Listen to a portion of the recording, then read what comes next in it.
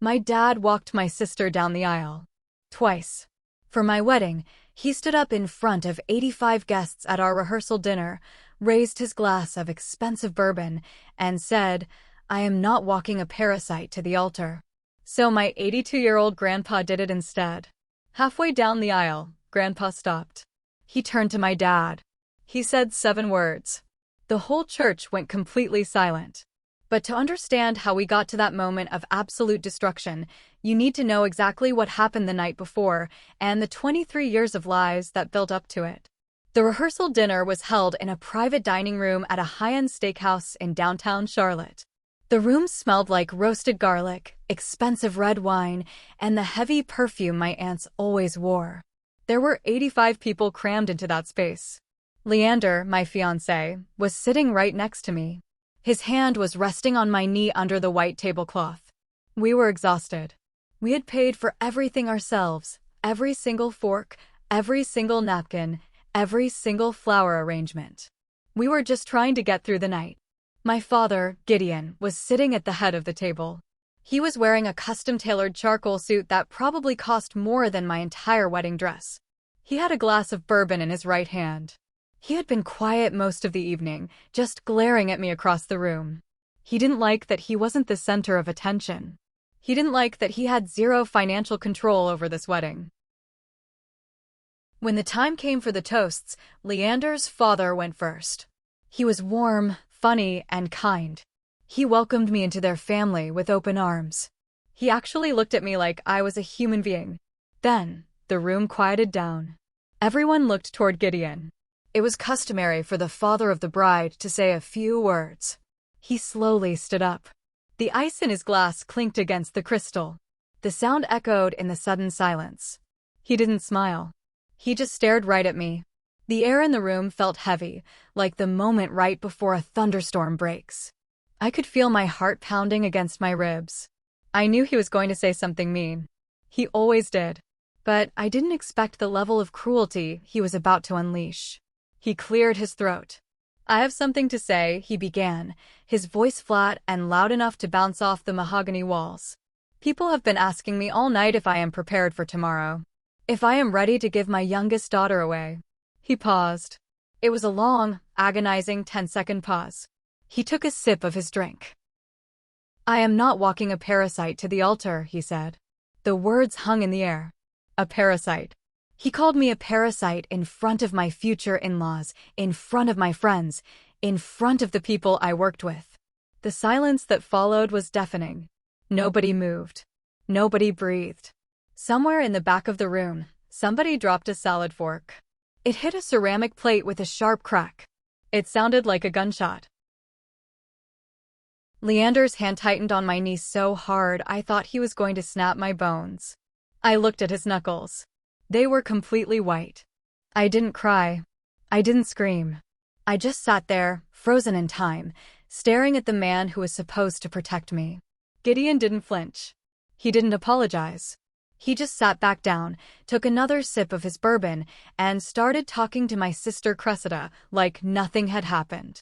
He thought he had won. He thought he had put me in my place, reminding me that I was nothing, that I was invisible, that I was a burden. But what Gideon didn't know was that the parasite he just humiliated had been carrying a secret so massive, it bought the very suit he was wearing. And my grandpa Alistair, sitting silently in the corner of the room, had finally seen enough. Grandpa's eyes met mine across the room. He didn't look angry. He looked determined. The silence stretched on, suffocating everyone. What they didn't realize was that this wasn't the end of the humiliation. It was the beginning of a war. To understand why Gideon called me a parasite, you have to look at the golden children. My sisters, Cressida and Isolde. They were everything I wasn't. They were loud, demanding, and perfectly willing to play Gideon's games.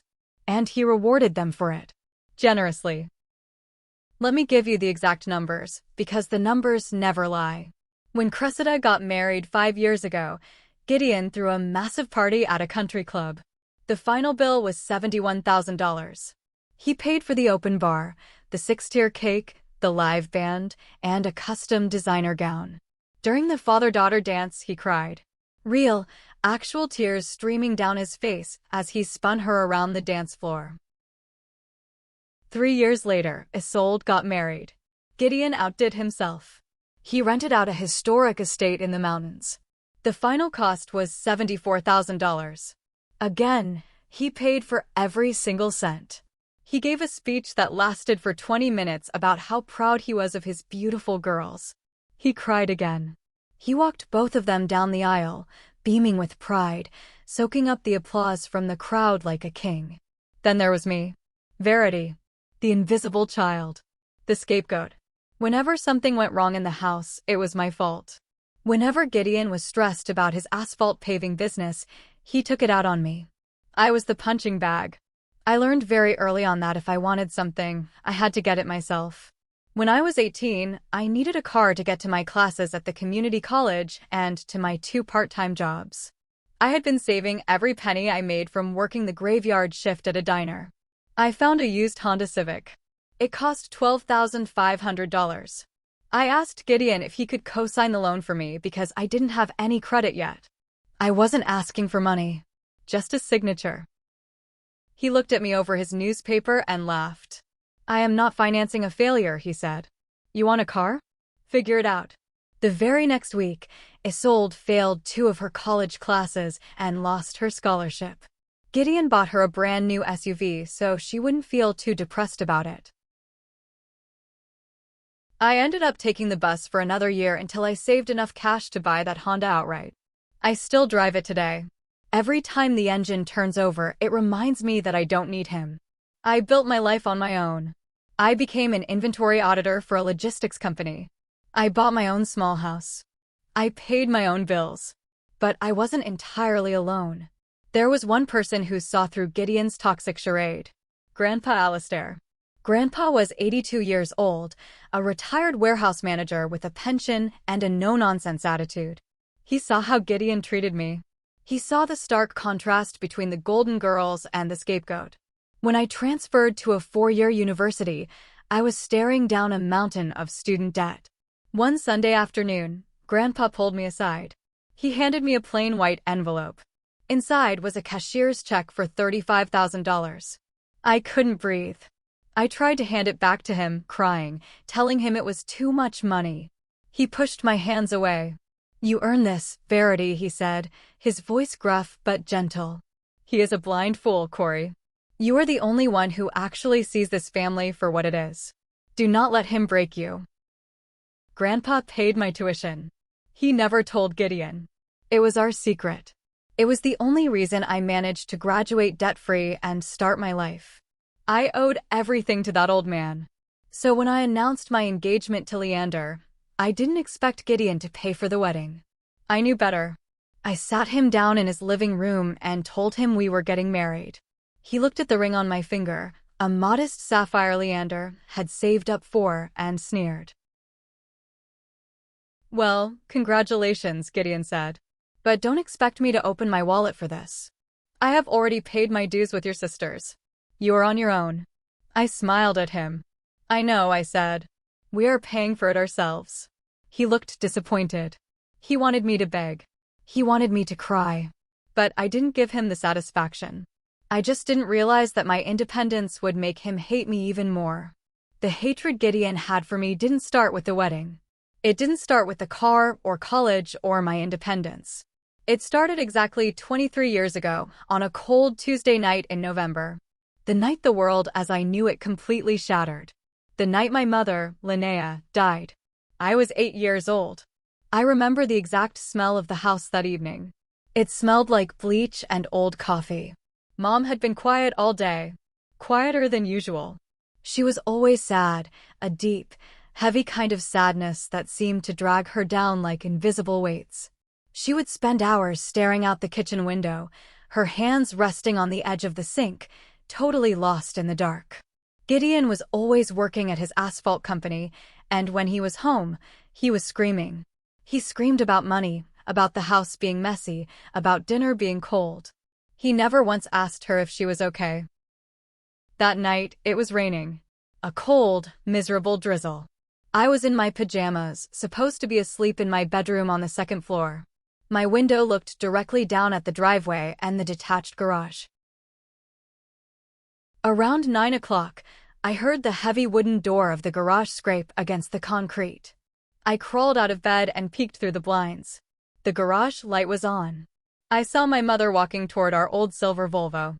She was wearing her thick wool coat, but she didn't have her purse. I watched her open the driver's side door and get in. The red taillights flared as she turned the key. The engine rumbled to life. A cloud of gray exhaust puffed out of the tailpipe into the cold garage air. I waited for her to back out. I thought maybe she was going to the grocery store to get milk. But the car didn't move. She just sat there. The engine was running, but the car stayed exactly where it was. I rested my chin on the windowsill. The digital clock on my nightstand glowed bright red in the dark. 9:10, 9:15, 9:20. 20 minutes passed. She just sat in the idling car inside the garage. The exhaust kept billowing out, filling the small space. I didn't understand what was happening. I was 8. I thought she was just listening to a song on the radio. Finally, the taillights went dark. The engine shut off. The garage door stayed open. She didn't get out of the car. I went back to sleep. I didn't know I had just watched my mother die. At midnight, the phone rang. It was the loud, shrill ring of the old landline in the hallway. It woke me up instantly. I heard Gideon's heavy footsteps stomping down the hall. I heard him pick up the receiver. "What?" he barked. Then his voice changed. It dropped low. A panicked, desperate sound I had never heard him make before. "Where?" "We are coming." He hung up the phone. I crept out of my room and stood at the top of the stairs. Gideon was frantically pulling on his boots. Grandpa Alistair was already there, coming in through the front door from the guest house in the back. Grandpa looked pale. "She crashed the car," Gideon said to Grandpa, his hands shaking so violently he couldn't tie his shoelaces. "On Route 9. The police just called. She is at the hospital." Grandpa didn't say a word. He just grabbed Gideon by the arm and dragged him out the door. They left me and my sisters home with a neighbor. We waited for hours. Cressida was crying in the living room. Isolde was asleep on the couch. I sat by the window, staring out at the empty driveway, trying to understand how my mother could have crashed on Route 9 when I just saw her sitting in the garage. At 4 in the morning, the front door opened. Gideon walked in alone. His shirt was wrinkled. His eyes were completely bloodshot. He didn't look at any of us. He just walked straight past my crying sisters, went into his office, and locked the door. Grandpa came in a few minutes later. He knelt down in front of me. His eyes were wet. He pulled me into a hug that felt so tight it hurt. "She is gone, Verity," he whispered into my hair. "Your mom is gone." I didn't cry. I was too confused. I looked at the garage outside. The door was still open. The Volvo was missing. But I knew what I had seen. I knew she had been sitting in that garage with the engine running. The nightmare was just beginning. The police arrived the next morning. It was a bright, awful, sunny Wednesday.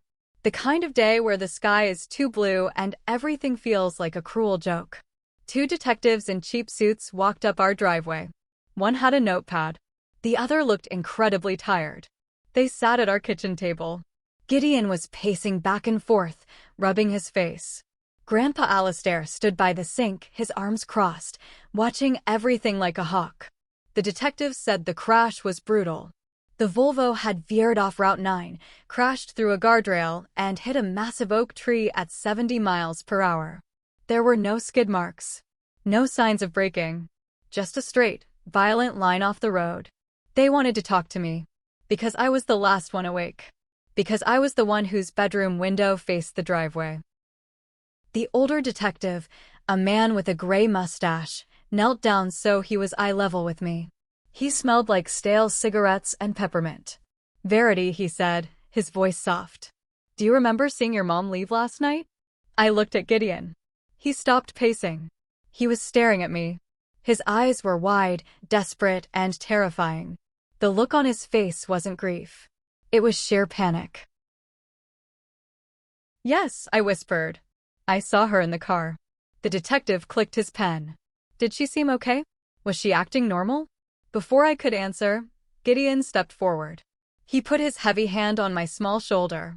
His grip was tight, almost painful. "Tell the officer what you told me this morning, Verity," Gideon said. His voice was trembling, but there was an unmistakable edge of a threat underneath it.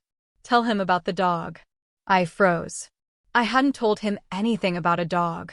We hadn't even spoken that morning. But his fingers dug deeper into my collarbone. It was a command. A physical threat. The detective looked at Gideon, then back at me. "What dog, sweetie?" I looked at Grandpa Alistair. He had turned his back to us, gripping the edges of the kitchen sink so hard his knuckles were white. He wasn't stopping this. Nobody was stopping this. I was completely alone. I swallowed hard. My throat felt like it was lined with sandpaper. She was trying to avoid a dog, I stammered, staring at the scuffed linoleum floor. A big stray dog. It ran into the driveway. She swerved the car before she left. She was really scared of hitting it. The detective frowned.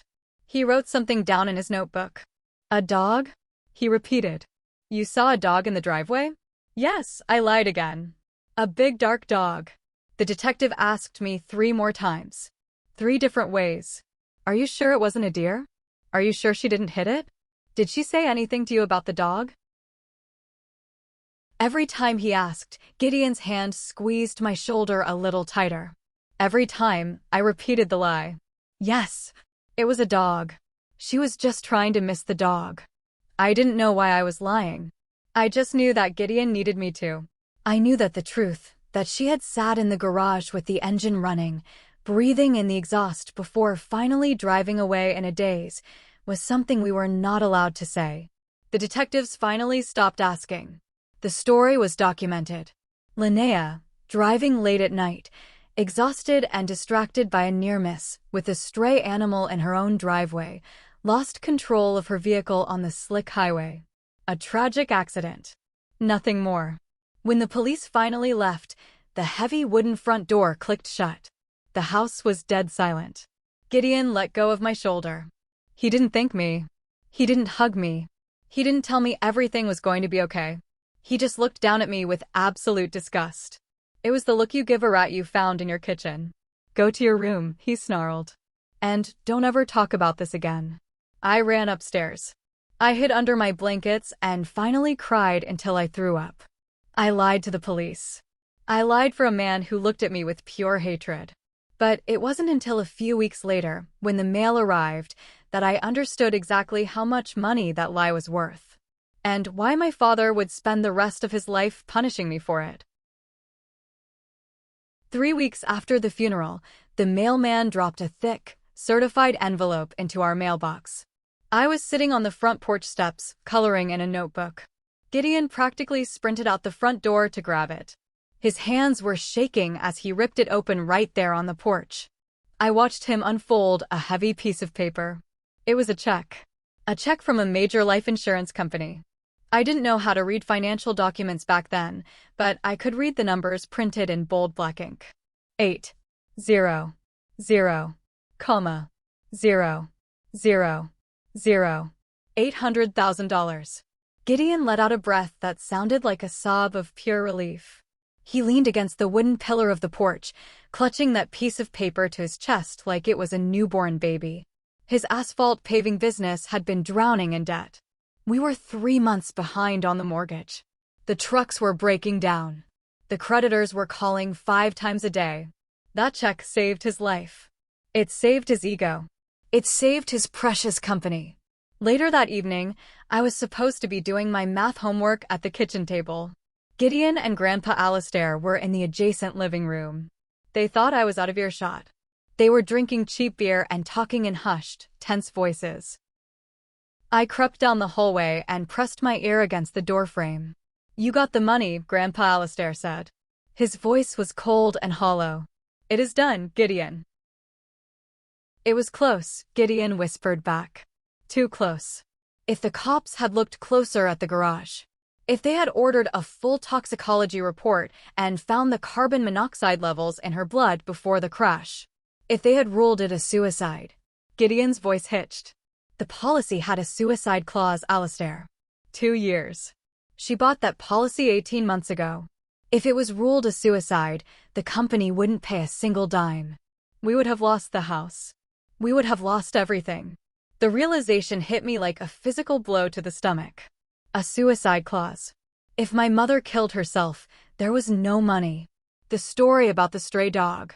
The panic driving. The tragic accident. It was all a fabricated narrative to ensure the insurance company paid out. I was the key witness. My lie had secured $800,000 of blood money. But instead of being grateful, instead of loving me for saving his pathetic business, Gideon turned his guilt into venom, and he aimed it directly at me. Every time he looked at me, he didn't see his daughter. He saw the 8-year-old girl who knew his darkest secret. He saw the child who knew his wife hated her life so much she chose to die rather than spend another day with him. I was the living, breathing reminder of his ultimate failure as a husband. So he had to crush me. He had to make me feel small, worthless, and crazy, so he could convince himself he was the victim. That is why Cressida and Isolde became the golden children. They didn't know the truth. They genuinely believed it was a tragic car accident. They looked at Gideon with pity and admiration for raising 3 girls as a single father. They fed his ego. I threatened it. The resentment grew like a cancer. It started with small things. He stopped coming to my parent-teacher conferences. He stopped buying me birthday presents. Then it escalated. He blamed me when his tools went missing. He screamed at me when the electric bill was too high. He called me stupid, lazy, a waste of space. By the time I was 16, I had learned to make myself invisible. I stayed in my room. I worked my shifts at the diner. I hoarded my money in a shoebox under my bed. I knew that the $800,000 my lie had bought was never going to benefit me. It was for his new trucks. It was for Cressida's designer clothes. It was for Isolde's private school tuition. I was just the parasite living under his roof. That money built his empire. That money paid for my sister's $70,000 weddings. That money bought the expensive bourbon he was drinking when he humiliated me at my own rehearsal dinner 23 years later. But the truth is a funny thing. You can bury it under a mountain of money, but it never really dies. It just waits for the right moment to dig its way out. Let's jump back to the present. To the months leading up to the rehearsal dinner from hell. Knowing I was completely on my own, Leander and I budgeted every single aspect of our wedding. We didn't want a massive, gaudy country club affair like my sisters had. We wanted something real. Something intimate. We found a beautiful botanical garden on the outskirts of Charlotte. We booked a fantastic local catering company that specialized in barbecue and Southern comfort food. We planned for 120 guests. The total cost was $42,000. We split it right down the middle, using the savings we had built over the last 5 years. I worked overtime hours at the logistics center. Leander took extra surveying contracts on the weekends. We didn't ask Gideon for a single penny. You would think that paying for it ourselves would buy us some peace. You would be dead wrong. Since Gideon wasn't footing the bill, he decided to exercise his power by being a complete nightmare as a guest. He, along with my 2 golden sisters, formed a toxic trifecta of complaining, criticizing, and mocking every choice I made. It started with the dress. I found a stunning, vintage-style lace gown at a boutique for $1,800. It was elegant, simple, and fit me perfectly. I made the mistake of showing a picture of it to my sisters in a group chat. Isolde replied immediately. "It looks a little cheap, don't you think? Cressida's dress was a custom Vera Wang. Yours looks like you bought it off a clearance rack at a department store." Cressida chimed in. "Are you sure you don't want Dad to just buy you something decent? It is embarrassing for the family if you walk down the aisle looking like a pioneer woman." I didn't reply. I just muted the chat. Then came the seating chart. 2 weeks before the wedding, I got an angry phone call from Aunt Veda. She was Gideon's younger sister, the ultimate flying monkey. If Gideon sneezed, Veda was there with a silk handkerchief. "Verity, I am looking at this seating arrangement you emailed out," Aunt Veda shrieked into the phone. "You put your father at table 4. Table 4. He is the father of the bride. He should be at the head table with you and Leander. Aunt Veda, Leander and I are doing a sweetheart table just for the two of us, I explained calmly, rubbing my temples. Table 4 is the very first table next to the dance floor. It is the best seat in the house. It is an insult, she yelled. Your father is furious. He said if he is not treated like the VIP he is, he might just boycott the whole damn thing. After everything he has done for you, providing a roof over your head, raising you without a mother, you are incredibly ungrateful. I hung up the phone. My hands were shaking. I walked into the kitchen, where Leander was chopping vegetables for dinner. I leaned against the counter, buried my face in my hands, and just let out a long, exhausted sigh. Leander put down his knife. He walked over and wrapped his arms around me. He didn't tell me to calm down. He didn't tell me I was overreacting. You don't owe them this pain, Corinne, he said softly, using my middle name, the one only he used when I was falling apart. You don't owe them anything. If they want to be miserable, let them be miserable. This is our day. He was right. I wiped my eyes, stood up straight, and promised myself I wouldn't let them ruin it. I had survived 23 years of Gideon's emotional abuse. I could survive one weekend of wedding festivities. I just had to get through the rehearsal dinner. That was the plan. Just keep my head down, ignore the snide comments, and get married. But then Gideon stood up. He clinked his glass. He called me a parasite in front of everyone I loved. And the fragile peace I had been trying to maintain completely shattered. He didn't just cross a line, he obliterated it. And as I sat in that steakhouse, listening to the deafening silence, I realized that ignoring the bullying wasn't going to work anymore. I couldn't just survive. I had to fight back. The morning of the wedding was supposed to be joyful. It was supposed to be mimosas, hairspray, and nervous laughter. Instead, the bridal suite at the hotel felt like a morgue. It was 8 o'clock in the morning. I was sitting in a silk robe, staring blankly into the large vanity mirror. My makeup artist was trying to apply foundation, but my face was pale and drawn. I had barely slept 2 hours. The echo of the word parasite kept repeating in my head like a scratched record. After the disaster at the rehearsal dinner, Gideon hadn't even stayed at the same hotel as the rest of the wedding party. He threw a fit, claimed he couldn't stand the disrespect, and booked himself a luxury suite at a resort 10 miles away. Cressida and Isolde had gone with him, abandoning the rehearsal entirely to comfort the man who had just publicly humiliated their sister. I felt completely hollowed out. I looked at my phone. There were 0 messages from my dad or my sisters. No apologies. Just crushing, indifferent silence. I turned to my maid of honor, a girl I had known since college. Call Leander, I whispered, my voice hoarse. Tell him I want to cancel. I can't do this. I can't stand up there today and pretend everything is fine. She looked terrified, her hand hovering over her phone. Verity, are you sure? Before she could dial, there was a sharp, authoritative knock on the door. It wasn't a gentle tap. It was a knock that demanded entry. The door pushed open. It was Grandpa Alistair. He was already dressed in his tuxedo. His silver hair was neatly combed, and his jaw was set like a block of granite. He stepped into the room and looked around at the makeup artist, the hairdresser, and my 3 bridesmaids. Everybody out, Grandpa ordered.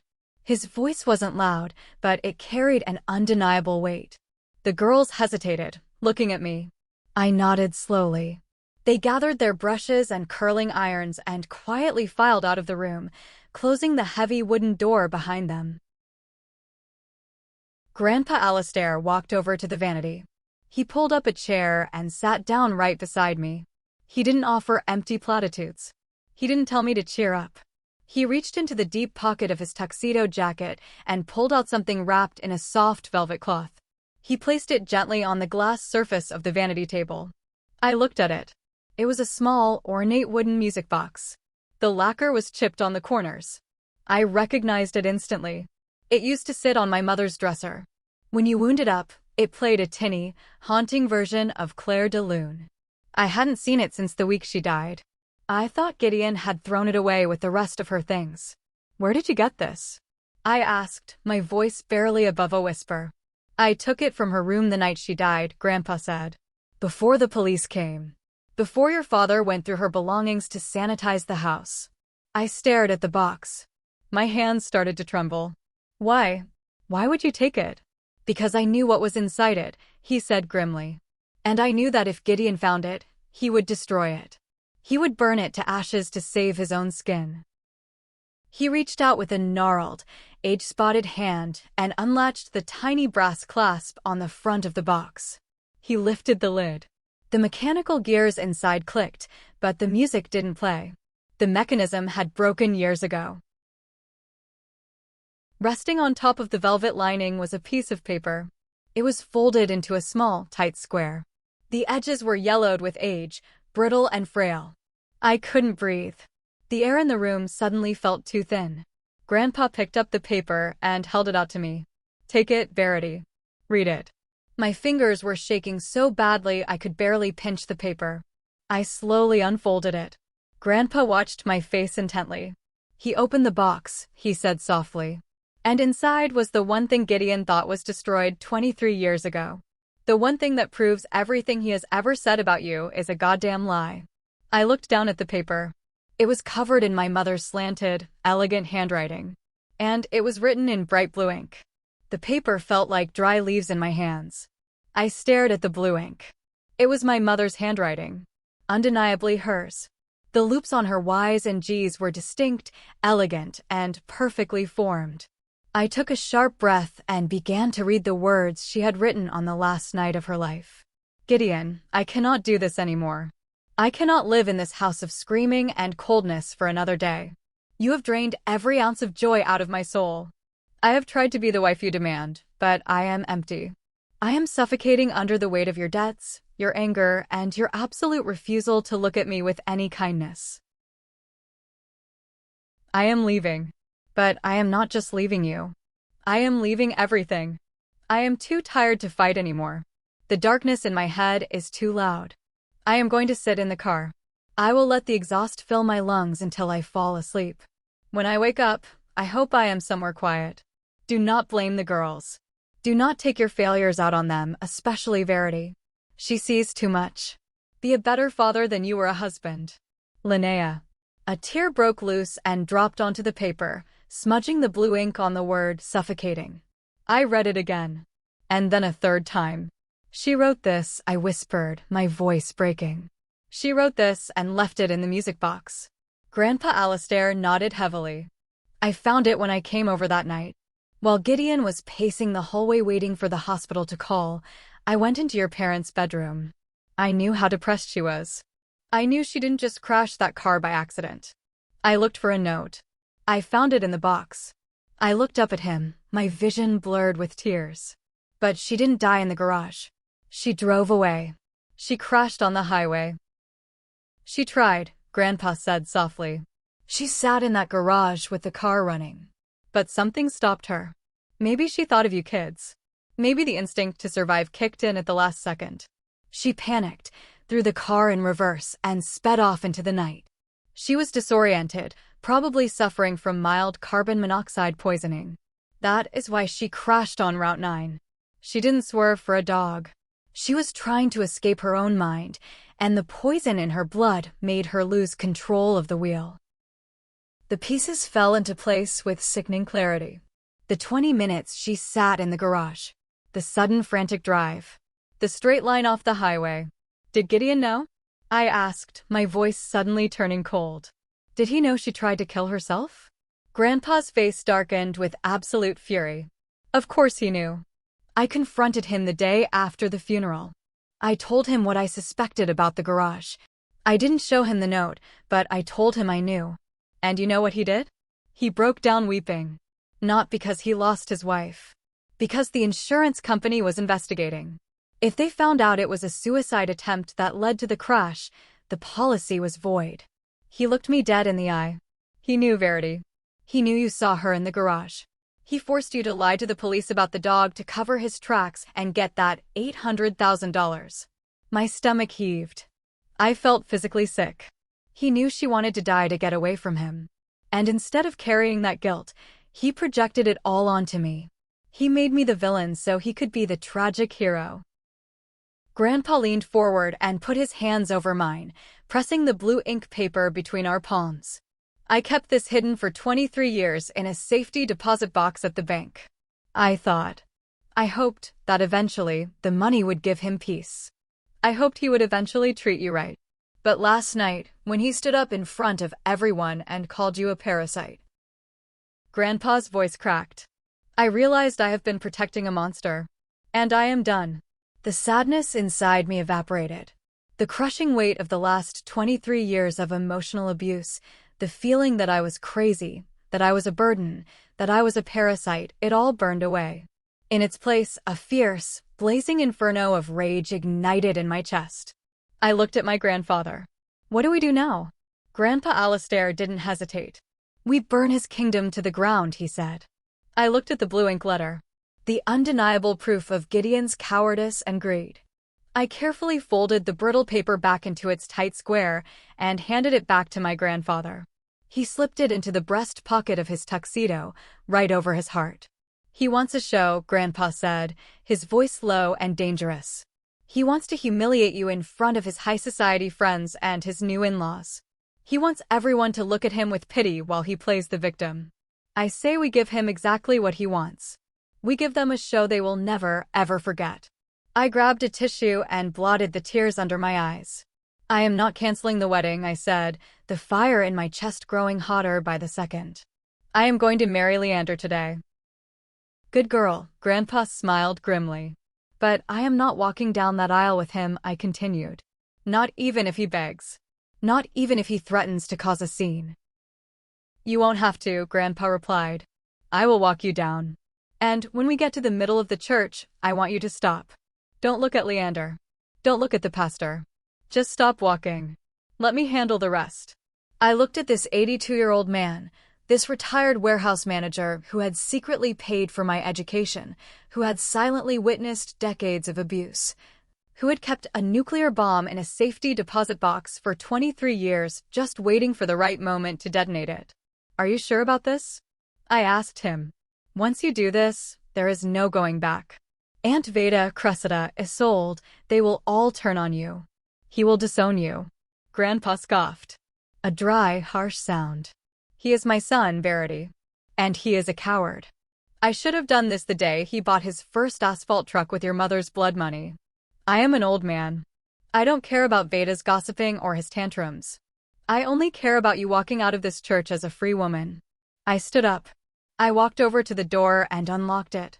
I opened it and told my bridesmaids and the makeup artist they could come back in.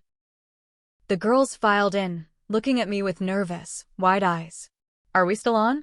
My maid of honor asked tentatively. I walked back to the vanity and sat down. I looked at my reflection in the mirror. My eyes were slightly red, but my posture was straight. I wasn't the invisible child anymore. I wasn't the scapegoat. I was a woman holding a loaded gun, and my father had just handed me the ammunition. Yes, we are on, I said clearly. Fix my makeup. Make me look flawless. For the next 2 hours, the room was a blur of activity.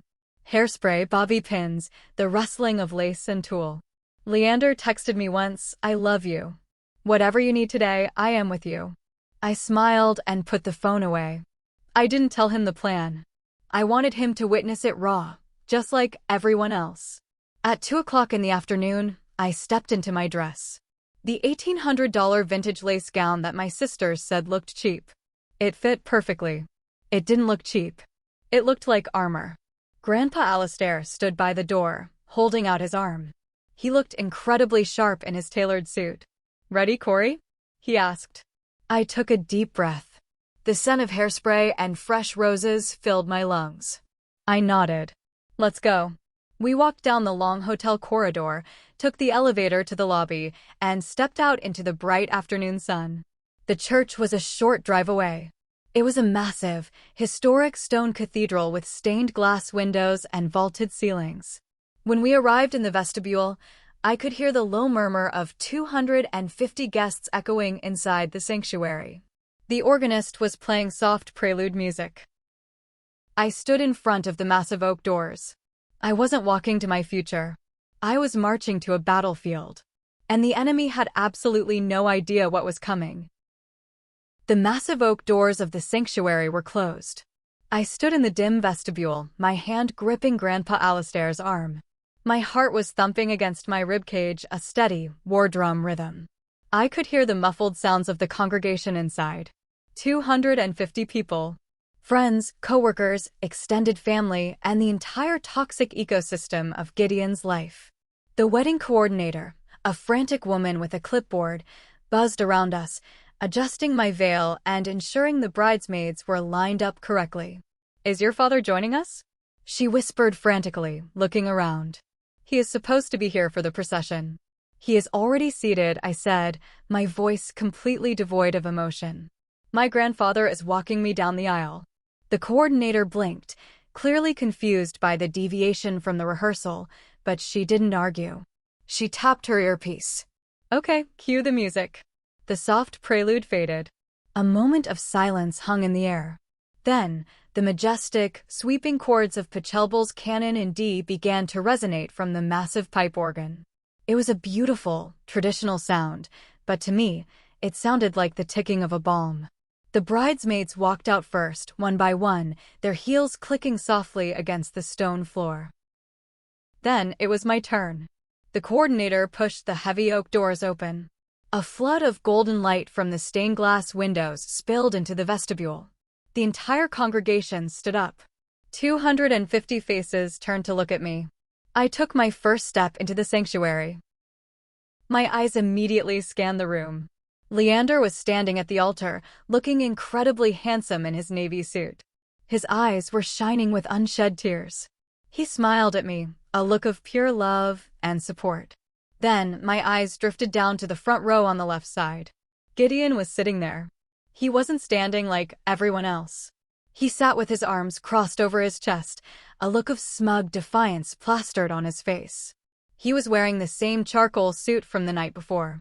Next to him stood Cressida and Isolde, both wearing excessively expensive dresses that bordered on inappropriate for a wedding. Aunt Veda was right behind them, whispering something into Cressida's ear. They looked at me not with love, but with judgment. They were waiting for me to falter. They were waiting for me to look small. I lifted my chin. I gripped Grandpa's arm tighter. We began to walk. 1 step. The rustle of my lace dress against the stone floor. 2 steps. I could see the intricate details of the stained glass depicting saints and martyrs. I felt like a martyr who had finally decided to step off the cross. 3 steps. We moved slowly, deliberately. The music swelled, filling the cavernous space. 4 steps. I kept my eyes fixed forward, but my peripheral vision locked onto Gideon. His smug expression started to waver just a fraction. He noticed that Grandpa Alistair wasn't just escorting me, he was marching with a purpose. We reached the quarter mark. The halfway mark was approaching. The distance between the entrance and the altar was exactly 80 feet. Grandpa had told me to stop at 40 feet. Right in the middle of the aisle. Right parallel to the second row of pews, directly behind where Gideon was sitting. 30 feet. 35 feet. The air in the cathedral felt thick, charged with an invisible electricity. I could feel the collective breath of the audience. 38 feet. 39 feet. 40 feet. Grandpa Alistair stopped walking.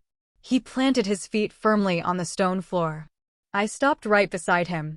The music continued to play for a few seconds, the organist unaware of the sudden halt. Leander looked confused. The pastor, Reverend Tamsin, stepped forward slightly, her brow furrowed in concern. The congregation began to murmur. A low wave of whispers rippled through the pews. Why did they stop? Did she trip? Is someone sick? I didn't move. I didn't look at Leander. I just stood perfectly still. Grandpa Alistair slowly turned his head. He looked down at the front row. He locked eyes with his son. The organist finally realized something was wrong. The music sputtered and died in the middle of a chord. The silence that rushed in to fill the void was absolute, crushing, and terrifying. Grandpa Alistair took a deep breath. His chest expanded. And then, he shattered 23 years of lies. The silence in that massive stone cathedral was absolute. It was the kind of heavy, suffocating quiet that happens right before a tornado touches down.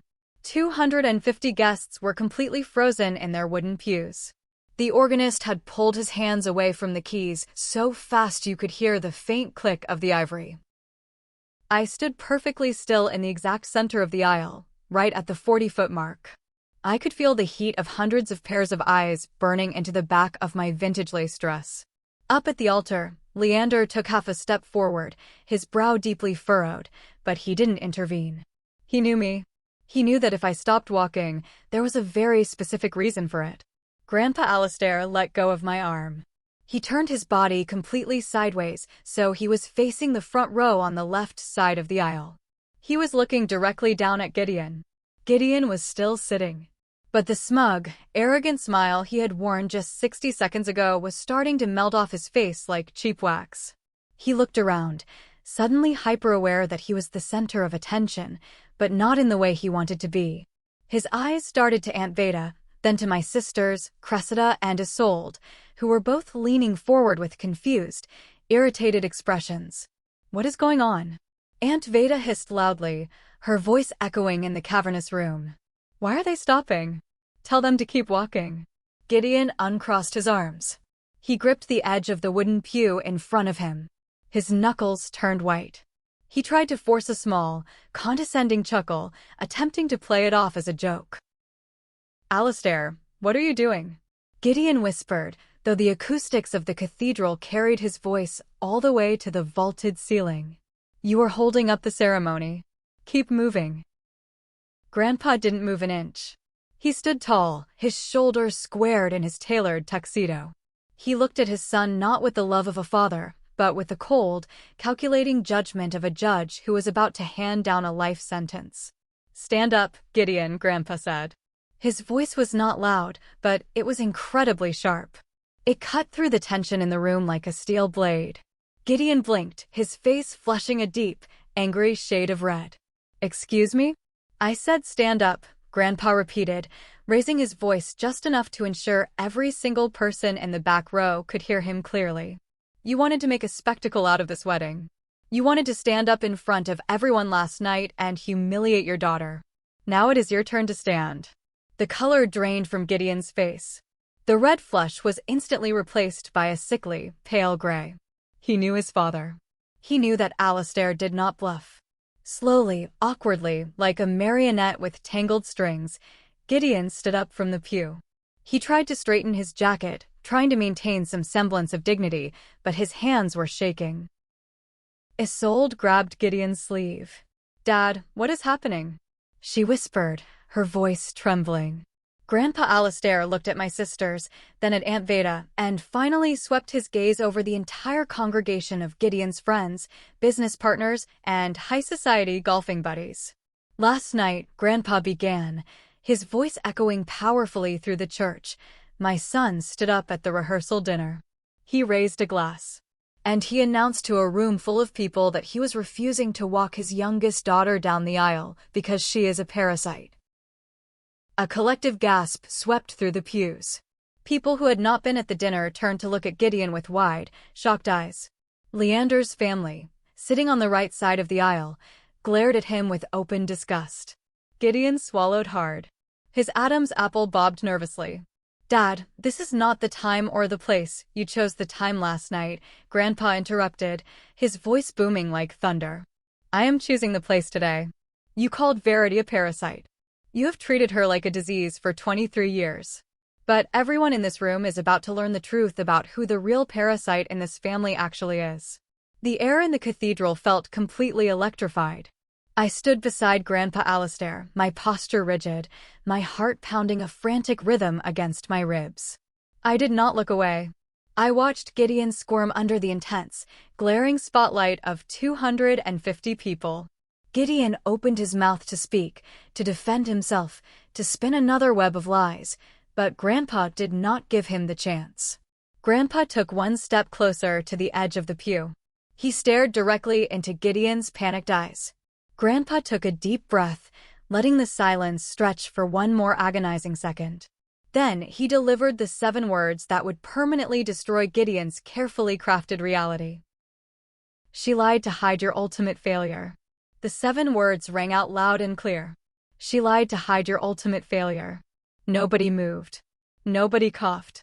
The congregation was completely paralyzed by the sheer weight of what was happening. Family drama was one thing, but this was a public execution of a man's character. Gideon staggered back a half-step, bumping into Cressida. His mouth fell open, but no sound came out. The terrified 8-year-old girl inside me wanted to run, to hide, but the 31-year-old woman standing in that aisle felt a massive, powerful surge of adrenaline. "What are you talking about?" Aunt Veda screeched, breaking the silence. She stood up, pointing a trembling finger at my grandfather. "You are ruining her wedding. George, stop this nonsense right now." "I am not ruining anything, Veda," Grandpa snapped back without looking at her. "I am cleaning up a 23-year-old mess." Grandpa reached into the inner breast pocket of his tuxedo jacket. He pulled out a thick, folded stack of papers. They were crisp, official-looking documents. He unfolded them slowly, deliberately, making sure everyone saw them. 23 years ago, Grandpa announced to the crowd, his voice echoing off the stone walls, "My daughter-in-law, Linnea, died in a tragic car accident." That is the story you all know. That is the story Gideon has sold to every single one of you to gain your sympathy. The poor, grieving widower left to raise 3 little girls all by himself. Grandpa held up the first document. It was a copy of a police report. The edges were slightly faded, but the bold black text at the top was unmistakable. "This is the official police report from November 23, 2003, Grandpa said, reading from the paper. The detectives interviewed an 8-year-old girl, Verity. They asked her why her mother sped out of the driveway in the middle of the night. Verity told them her mother was swerving to avoid a stray dog." Grandpa lowered the paper. He looked at Gideon, whose face was now completely drenched in cold sweat. "There was no dog," Grandpa said. The detectives knew it. The skid marks didn't match. But they closed the case as a tragic accident because an 8-year-old girl swore she saw an animal in the driveway. Do you know why she lied?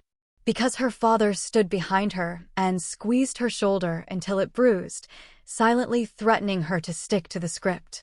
The murmurs in the crowd grew louder. This was not just family drama anymore. This was a cover-up. Gideon shook his head frantically. "You are crazy," he stammered, his voice cracking. "You are a crazy old man.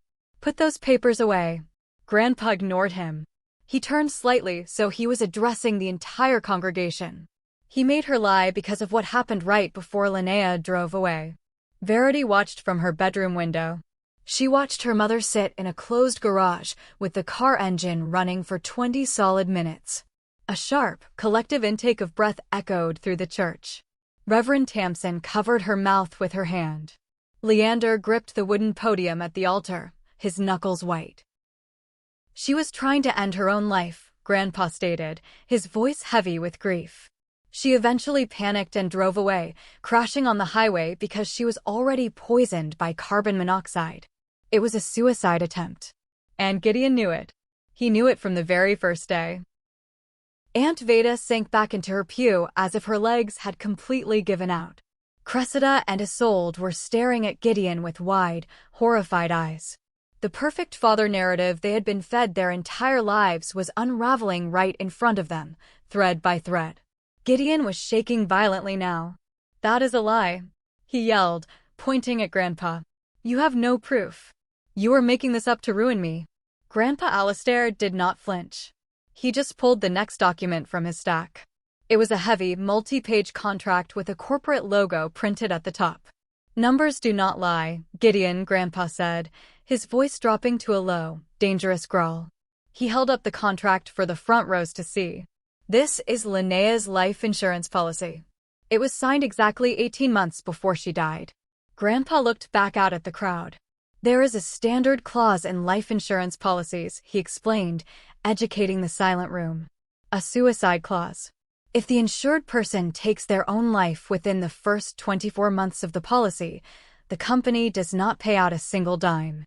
The policy is entirely void." He lowered the document and locked eyes with Gideon again. If the police had ruled Linnea's death a suicide, or even a crash resulting from a suicide attempt, the investigation would have triggered that clause. Grandpa pulled out a final piece of paper from the insurance stack. It was a copy of a cleared check. He read the numbers loud and clear. $800,000. The number hung in the air, heavy and suffocating. That is what Verity's lie bought you, Grandpa roared, his anger finally breaking through his composed facade. Your asphalt company was bankrupt. You were 3 months behind on the mortgage. You were about to lose everything. But because your terrified 8-year-old daughter lied to the police for you, you received a check for $800,000. The congregation erupted into shocked whispers. People were staring at Gideon with open disgust. The wealthy contractor, the generous father who paid for lavish weddings, was exposed as a fraud who built his empire on blood money. You called her a parasite last night. Grandpa yelled, pointing a shaking finger directly at Gideon's chest. You paid $71,000 for Cressida's wedding. You paid $74,000 for Isolde's wedding. And you refused to pay a single cent for the girl whose trauma funded your entire pathetic existence. You are the parasite, Gideon. You sucked the life out of your wife, and then you sucked the childhood out of your daughter to save your precious reputation. Gideon tried to speak, but he was choking on his own panic. He looked around the room. His business partners were shaking their heads. His golf buddies were looking at the floor. His new wife, sitting a few rows back, had covered her face with her hands, sobbing quietly. It wasn't just the money, Grandpa continued, his voice dropping back down to a sharp, cutting edge. That wasn't the worst part. The worst part was how you treated her afterward. You could not handle the guilt. You could not look at the girl who knew you were such a failure of a husband that your wife chose a closed garage over spending another day with you. So you punished her. You made her the family scapegoat. You isolated her.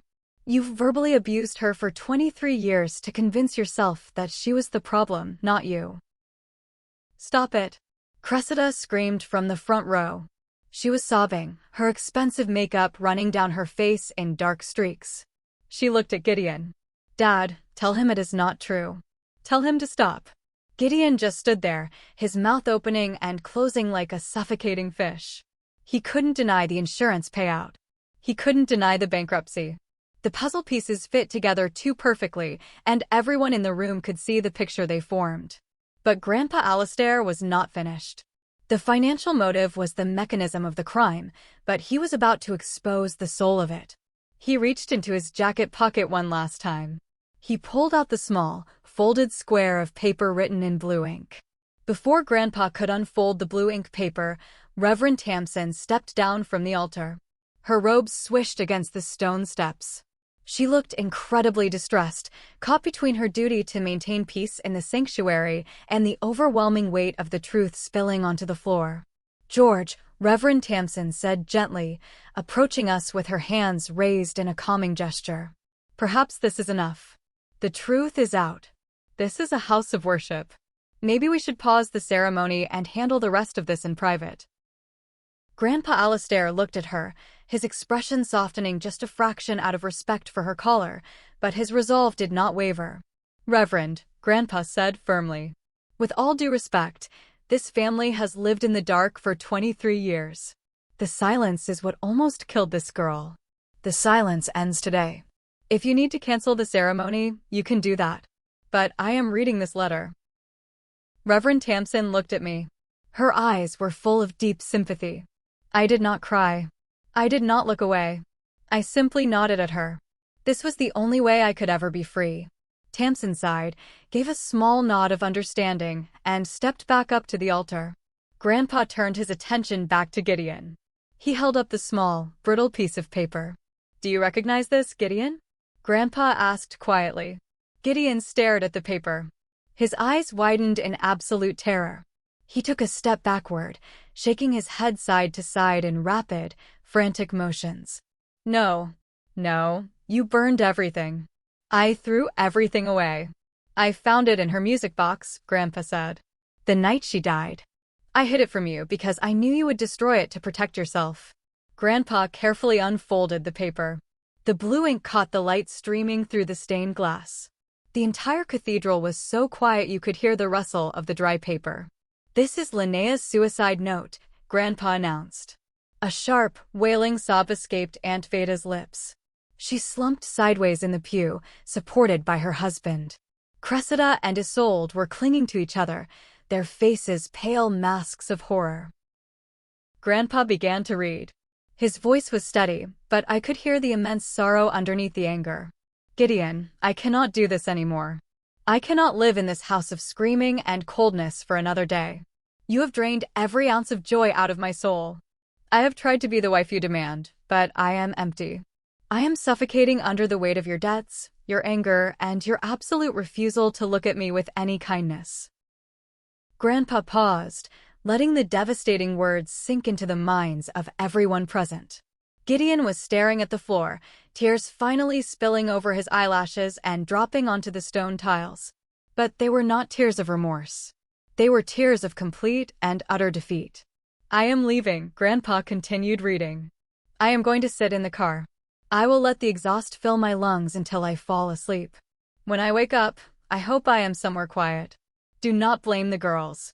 Do not take your failures out on them, especially Verity. She sees too much. Be a better father than you were a husband." Grandpa folded the note back up. The silence that followed was heavier than before. It was the silence of a grave. "She begged you," Grandpa said, his voice dropping to a raspy whisper. "With her dying words, she begged you not to punish the girls for your failures. And what did you do? You ignored her last request. You used Verity to steal $800,000, and then you tortured her for the rest of her life, because looking at her reminded you of what you really are." Grandpa stepped right up to the edge of the pew, standing mere inches from Gideon's face. "You are a coward, Gideon," Grandpa said. "You are a fraud. And you are a failure." The illusion was completely shattered. The mask of the perfect, grieving father was ripped away, leaving nothing but a small, pathetic man standing in an oversized, expensive suit. Gideon looked around the cathedral, silently begging for someone, anyone, to come to his defense. He looked at Aunt Veda. The flying monkey, the woman who had criticized my seating chart and defended his every toxic action. Veda wouldn't even look at him. She was staring at her lap, weeping openly, the realization of her own complicity washing over her. He looked at his golden children, Cressida and Isolde, the daughters he had showered with money and affection to buy their loyalty. "Dad," Isolde whispered, her voice cracking with betrayal. "You told us it was a drunk driver. You told us she never suffered. You let us treat Verity like she was crazy. I did it for us." Gideon suddenly shouted, his voice shrill and defensive, echoing horribly in the sacred space. "I did it to keep a roof over your heads.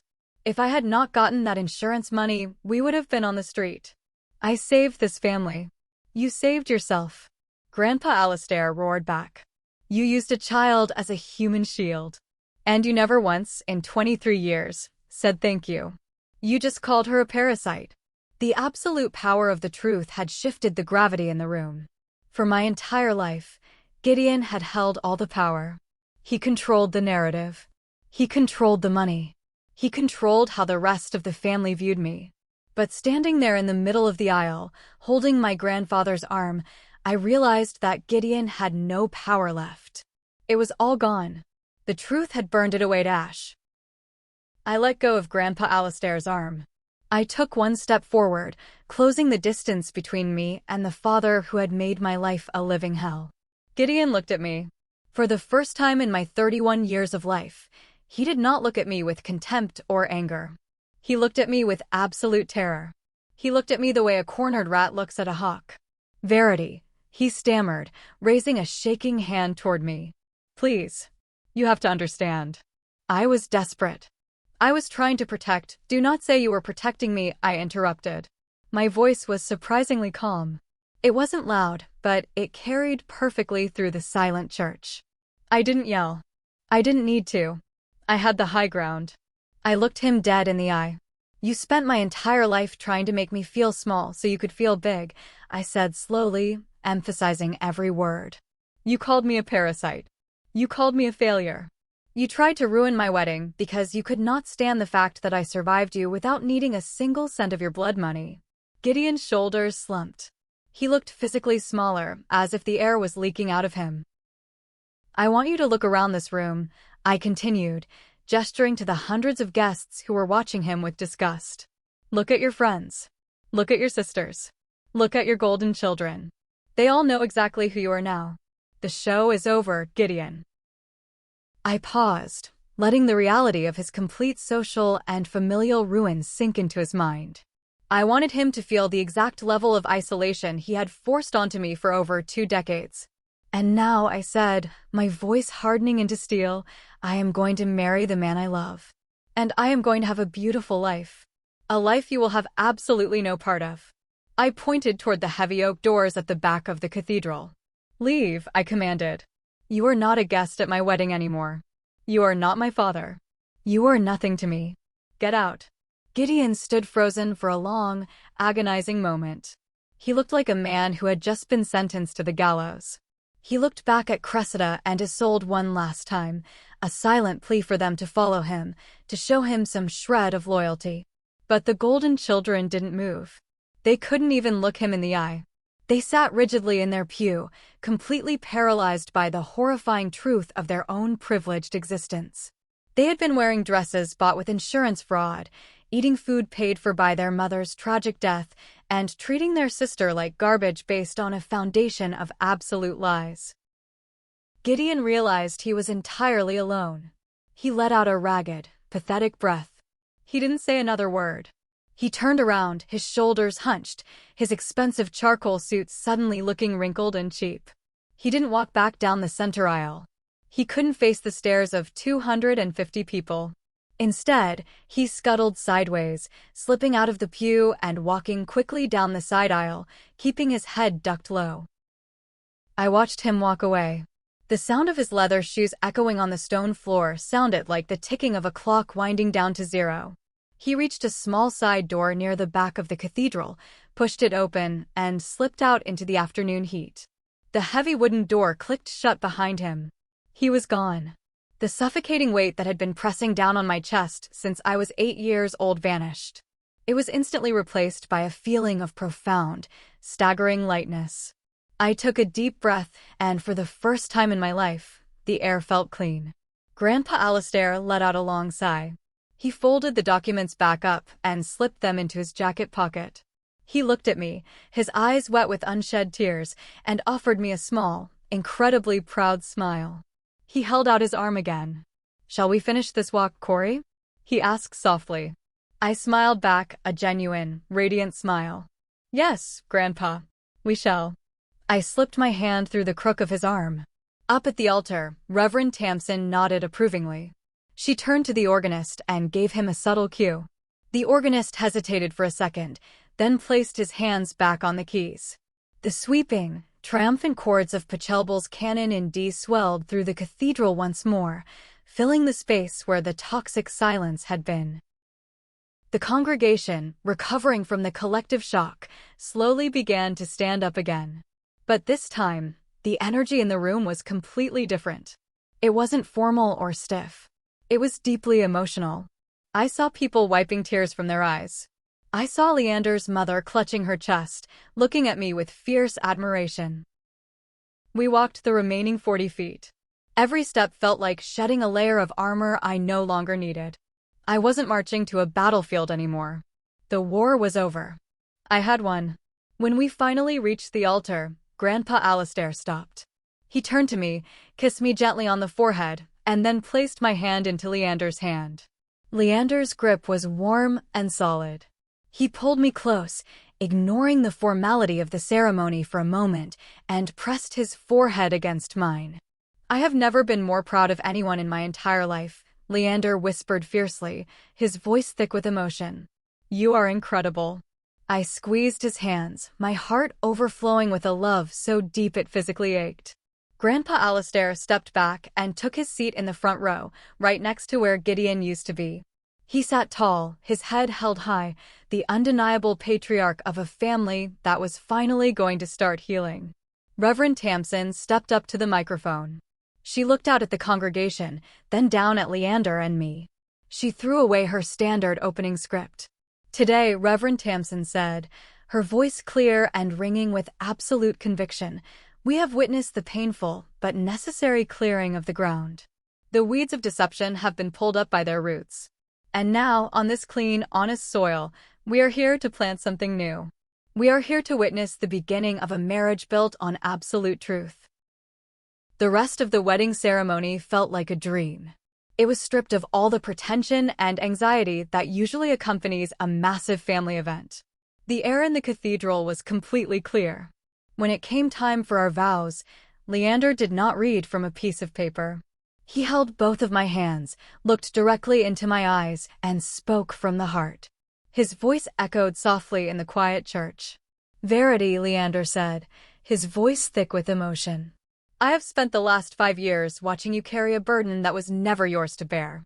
I have watched you build a life out of sheer willpower, refusing to let the darkness drag you down. Today, I promise you this. I will never ask you to carry my secrets. I will never use you as a shield for my own failures. I promise to be a safe harbor where you never have to be invisible again. I love you fiercely and completely for exactly who you are." Tears finally spilled over my eyelashes, but they were tears of pure joy. I took a shaky breath and spoke my vows back to him. "Leander," I said, squeezing his hands. "For a long time, I thought love was something you had to earn by being quiet, by being useful, by taking the blame. You taught me that true love does not require a sacrifice of the soul. You saw me when my own family chose to look right through me. I promise to build a life with you that is entirely our own. A life built on truth, on laughter, and on an unbreakable partnership. I choose you, today and every single day for the rest of my life." When Reverend Tamsin finally pronounced us husband and wife, the applause from the congregation was not a polite, formal clapping. It was a roar. It was a standing ovation. 250 people erupted into cheers, their voices bouncing off the vaulted ceilings. Leander kissed me, and for the first time in 23 years, I felt completely, utterly safe. As we walked back down the aisle together, hand in hand, the organist played a soaring, joyful recessional piece. I looked at the front row as we passed. Aunt Veda was still crying into a tissue. Cressida and Isolde looked shell-shocked, staring blankly ahead. But Grandpa Alistair was standing tall, clapping loudly, a massive smile crinkling the corners of his eyes. The transition from the cathedral to the botanical garden for the reception was a whirlwind. We arrived at the outdoor venue, where string lights were strung across the ancient oak trees, and the smell of smoked barbecue filled the evening air. I expected the atmosphere to be tense, but the exact opposite happened. It was as if a massive, toxic cloud had been blown away, allowing everyone to finally breathe. During the cocktail hour, the flying monkeys began to approach me. Aunt Veda was the first. She walked up to me while I was holding a glass of champagne. Her eyes were red and puffy. "Verity," she started, her voice shaking. I did not know. We all just believed him. We thought you were difficult. We thought you were ungrateful.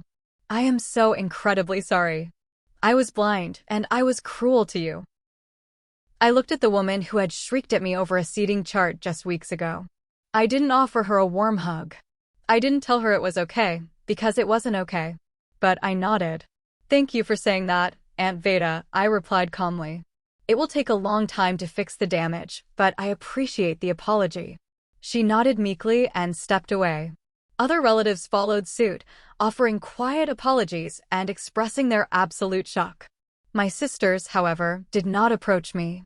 They stayed for an hour, looking completely lost without Gideon there to tell them what to think or how to act, and then they quietly slipped out the back exit before dinner was even served. I honestly didn't mind.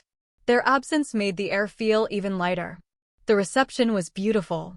It was exactly what Leander and I had planned: $42,000 of good food, great music, and real, genuine celebration. There was no grand, pompous father of the bride speech. Instead, Grandpa Alistair stood up, tapped his champagne glass, and offered a toast that was short, sweet, and powerful. "To Verity and Leander," Grandpa said, raising his glass high. May your lives together be as fiercely honest and undeniably beautiful as you both are. Cheers. The crowd roared in agreement. When the time came for the traditional dances, I obviously did not have a father-daughter dance. The DJ, reading the room perfectly, announced a special family dance instead. I walked onto the wooden dance floor under the string lights. The opening notes of Etta James's At Last began to play. I held out my hand, and Grandpa Alistair walked out to meet me. We danced slowly, swaying to the timeless music. I rested my head on his shoulder, smelling the familiar scent of his peppermint shaving cream. "Thank you, Grandpa," I whispered over the music. "Thank you for saving my life today." He patted my back gently. "I am just sorry it took me 23 years to find my courage, Corey," he replied softly. "Your mother would be so incredibly proud of the woman you became." The evening ended with Leander and me running through a tunnel of sparklers held by our cheering friends. We drove away in my old, $12,500 Honda Civic, leaving the drama, the toxicity, and the ghost of Gideon far behind us. The fallout over the next few months was spectacular. Gideon's world collapsed entirely. The public humiliation at a high-society wedding spread through his professional network like wildfire. Nobody wanted to do business with a man who had faked an insurance claim and emotionally abused his daughter to cover it up. His asphalt paving company started losing massive contracts. 2 months after the wedding, his new wife, the woman who had sobbed in the pew, filed for divorce. She cited irreconcilable differences, but everyone in Charlotte knew she simply couldn't look at him anymore without feeling disgusted. Cressida and Isolde were forced to face reality. Without Gideon's endless stream of money funding their lavish lifestyles, they had to actually start supporting themselves. Cressida reached out to me once, a long, rambling text message blaming me for destroying the family. I didn't reply. I just blocked her number. I was focusing on my new life. Leander and I bought a dog, painted our living room, and started talking about having kids of our own. I was finally at peace. But a narcissist never truly gives up without a final, desperate attempt to regain control. 5 months after the wedding, I received a long email in my inbox. The sender was Gideon. The subject line was simply, "I am sorry. Please read." It was a 500-word manifesto of self-pity and late regrets. He wrote about how his business was failing, how his wife had left him, and how he was living in a small, depressing apartment. He claimed he had hit rock bottom. He admitted that what he did was wrong, that he was blinded by panic and grief, and that he wanted to make amends. He ended the email with a desperate plea. "I have started seeing a therapist. Her name is Dr. Jessamine. She thinks it would be beneficial for my recovery if we had a joint session. Please, Verity. Just 1 hour. Let me apologize to your face." I sat at my kitchen table, staring at the screen. My initial reaction was to delete it. I didn't owe him anything. Leander walked up behind me, resting his chin on my shoulder and reading the screen. "What do you want to do?" he asked quietly. I thought about it. I thought about the 8-year-old girl who was terrified of him. I thought about the power he used to wield over me. "I will go," I said finally, clicking the reply button. "I will go to exactly 1 session. But I am not going there to grant him absolution. I am going there to look him in the eye and show him that he has absolutely no power over me ever again." The therapist's office was located in a bland, beige medical building on the edge of town. It smelled like artificial lavender and stale coffee. I walked in exactly on time, wearing a sharp blazer and carrying myself with the perfect posture I had developed over the last 5 months of freedom. Dr. Jessamine was a soft-spoken woman with kind eyes. Gideon was already sitting on one of the plush couches. When I walked in, I barely recognized him. The arrogant, imposing contractor in the custom charcoal suit was gone. In his place was a deflated, aging man wearing a wrinkled polo shirt. He had lost weight, his skin looked gray, and his hands were trembling as they rested on his knees. He looked up at me, his eyes instantly filling with tears. "Verity," he choked out, leaning forward. "Thank you. Thank you so much for coming." I did not sit on the couch next to him. I chose the single armchair directly across from him. I crossed my legs, folded my hands in my lap, and looked at him with a completely neutral expression. Dr. Jessamine cleared her throat. Verity, your father has been doing a lot of difficult work reflecting on his past actions. He wanted this safe space to express his remorse to you. I nodded slowly, keeping my eyes locked on Gideon. Go ahead, I said flatly. Gideon started crying in earnest. It was a pathetic, messy display.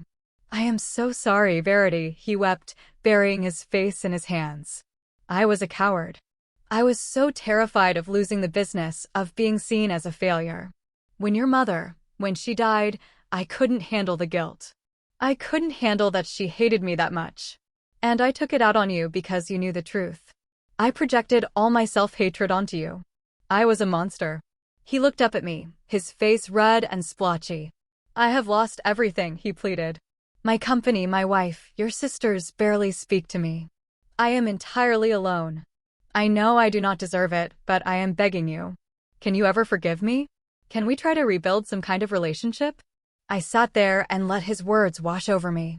For 23 years, I had craved an apology from this man. I had dreamed of the day he would admit he was wrong, that he would acknowledge the pain he caused me. But sitting there, watching him cry, I realized something profound. His apology didn't fix anything.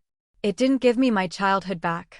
It didn't erase the years of anxiety, the feeling of worthlessness, or the public humiliation at my rehearsal dinner.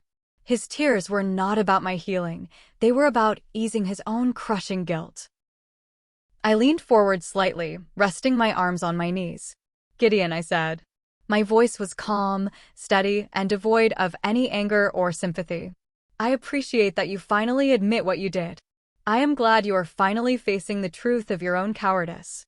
He sniffled, a small glimmer of hope sparking in his eyes. Does that mean? No, I cut him off sharply. The hope in his eyes instantly died. I am not going to forgive you, I said, looking right through him. Forgiving you implies that the slate is wiped clean. It implies that we can move forward and have a relationship. We cannot. Dr. Jessamine shifted uncomfortably in her chair, but she did not interrupt. You used me as a human shield when I was 8 years old, I continued, laying out the facts with surgical precision. You stole $800,000, funded a life of luxury for my sisters, and treated me like a parasite for 23 years. An apology does not magically erase 2 decades of psychological abuse. But I am trying to change. Gideon sobbed, reaching a hand out toward me. I am your father. You are a biological donor who tormented me to protect his own ego. I corrected him coldly. You are crying right now because you got caught. You are crying because you lost your money and your reputation. You are not crying for the little girl you destroyed. You are crying for yourself. I stood up from the armchair. I smoothed out the wrinkles in my blazer. I looked down at the broken man weeping on the couch, and I felt absolutely nothing. No anger, no sadness, no pity. Just a profound, liberating emptiness. You asked for an hour, Gideon, I said, checking my watch. It has been 20 minutes. But I have heard everything I need to hear. I turned to the therapist. Thank you for your time, Dr. Jessamine. I wish him luck in his recovery, but I will not be participating in it any further. I walked toward the door. Verity, please. Gideon wailed, standing up from the couch. Do not leave it like this. I cannot live with this guilt forever. I stopped with my hand on the doorknob. I didn't turn around to look at him. Then you will have to learn how to carry it, I said quietly over my shoulder. Because I am done carrying it for you. I opened the door, walked out into the bright afternoon sunlight, and never looked back. I drove home to my husband, to my quiet house, and to a life that I built with my own 2 hands. A life free of secrets, free of toxic golden children, and entirely free of Gideon. We don't owe our lives to parents who use us as shields for their own failures. Children do not owe their parents lies to cover up cowardice. I learned that the hard way, but I learned it. So, Reddit, I walked away from my father's tears without looking back. I refused to grant him the forgiveness he begged for, even though he finally admitted everything and apologized. Some of my extended family members, the flying monkeys who eventually crawled back, have hinted that I am being too harsh, that holding a grudge against a broken old man is toxic on my part. But I don't feel toxic. I feel free. Am I wrong for refusing to forgive him after he finally apologized?